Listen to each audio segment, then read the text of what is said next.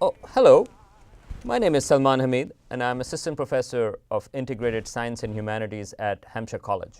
I'm Kevin Anderson. I teach courses in film and anthropology at the University of Massachusetts, and this is Film Autopsy. Hello and welcome to a film autopsy of A Separation, this year's Academy Award-winning film for Best Foreign Language. The film was also nominated, interestingly enough, for Best Original Screenplay. It was written and directed by Asghar Farhadi, who's an Iranian filmmaker, and he has put together a very, very tight and gripping and interesting story that starts off being about a married couple who have a daughter who have a difference of opinion about whether or not they should stay in Iran or move to another country where their daughter may have some better chances in terms of growing up and better lifestyle. But then it moves out from there to the larger community, the woman that they hire, his father. It becomes a very intricate story, and I can see why it was nominated for Best Original Screenplay. It's exceptional writing, and I think it was very, very well executed overall. Yeah, I mean, this is, I completely agree, gripping.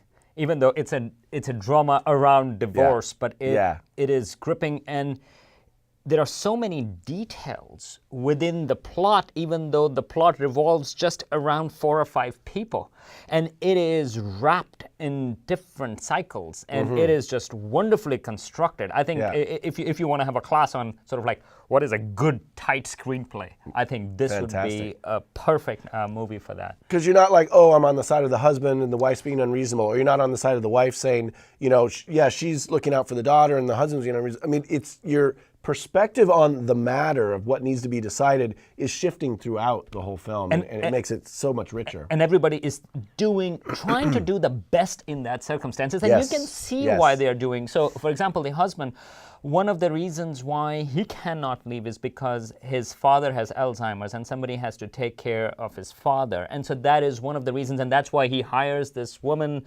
to take care of his father, because his wife leaves. He has a separation. His wife has a separation. They have been separated, and so somebody has to take care of their.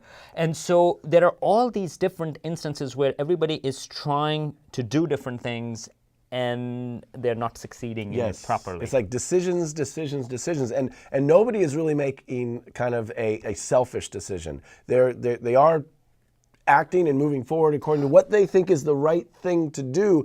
But of course, in any social situation, it's going to butt up with somebody else's idea of what's the right thing to do. They're all good people. I mean, that's another thing. But they make decisions when you realize you can find faults in decisions from everybody. But they're all decisions. You can say, it's not that they are bad people. And so that's a very interesting perspective. Now, this coming from Iran, there were a couple of really nice things about it. First of all, there is no religion in it, really. I mean, because thinking like another, it's going to be hammered by, this is religion and something like that. In fact, Roger Ebert, I was reading his review, and he said, well, it is about religion, how the religious society is. Actually, no. This is one of those movies which was really pleasantly, it's about simply life in a city. They don't even say whether it's Tehran or which city it is. It just gives you a flavor of middle class, like a couple which hire actually people from another class. And I think the movie is more about class than about religion. I totally agree. Class, and I think also gender. Oh yeah, absolutely. Most definitely, because even though the woman wants to leave, she's not allowed to leave with their daughter because the husband doesn't want it. And so the courts and the whole, the social institutions involved around that definitely side with the husband. They say, look, you can go if you have your husband's permission, but without that, you can't go. So we do get a sense of maybe the ways in which the religious, theological kind of influence has on Iranian government and policy. But again, it's not overtly about religion. But even there, I mean, that might be more cultural aspect. I mean, I'm not sure whether it's religion. And religion does come up, but that's more in the context that the woman who works, for example, in this guy's apartment, she is more religious. And in fact, at one point, and I don't think it's such a complicated plot. I don't think I'm giving anything away, but at some point, she doesn't want to take something simply because she thinks that it may be dishonest and God may punish her. But so even within that, I mean, everybody is religious. I mean, this is an Muslim country, this is a religious country, but religion is not sort of like driving role. No, it's true. Except when it comes to class. Yeah, we see with the more working class couple. They are more religious. Their religion is more overt. They're also more traditional, and this brings up something that you may have seen the poster for this film, and the lead female character has very bright red hair, which, you know, I've seen photos of her on the red carpets and outside of this particular film, and she has very dark kind of black hair. So the choice to make your lead actress have obviously dyed hair, almost artificially red hair, what do you how do you think that plays into this? Because at first I was kind of curious about that, but then I had an idea. So I'd be curious to hear what you think about that. Well, I don't know. I mean, I think it's more about the notion of, again, I would think about class, because that is a more modern, in that sense, more outgoing, and she's the woman who actually wants to leave Iran also. What did you think? Well, very much, I think, along those same lines. Like, is more progressively minded in terms of you know, custom, and also having the financial ability to pay for a very, you know, it looks very well, you know, dyed. It's beautiful red hair, but it's featured so prominently in the film and in so many of the stills of the film that I think it was worth, you know, bringing up. Right, and we should mention, by the way, this movie, but if you've seen other Iranian films, for example, Taste of Cherry, where nothing happens for a long time. No, this movie is actually gripping, and actually things do happen, and it's a fantastic film.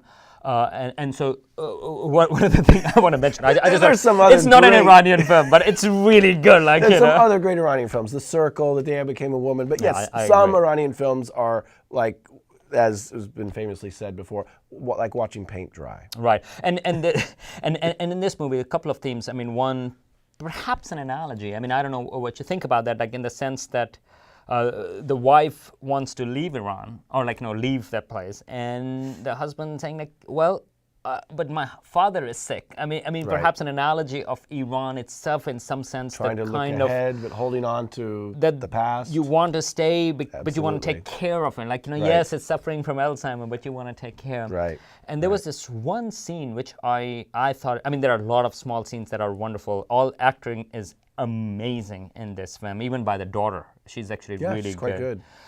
There is this one scene which just tells you a little bit about the culture, and that is about.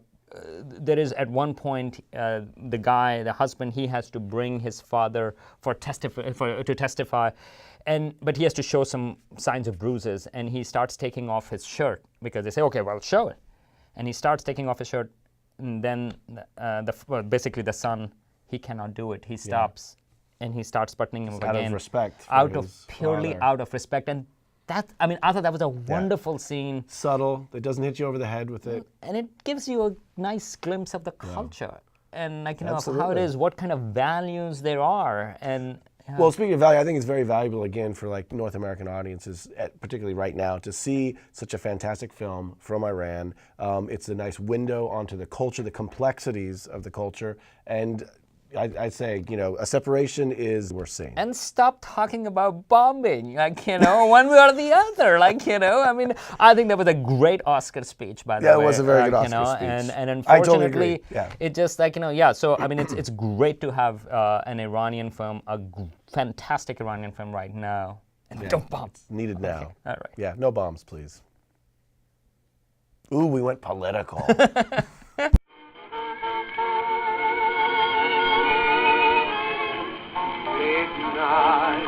Were the stars that you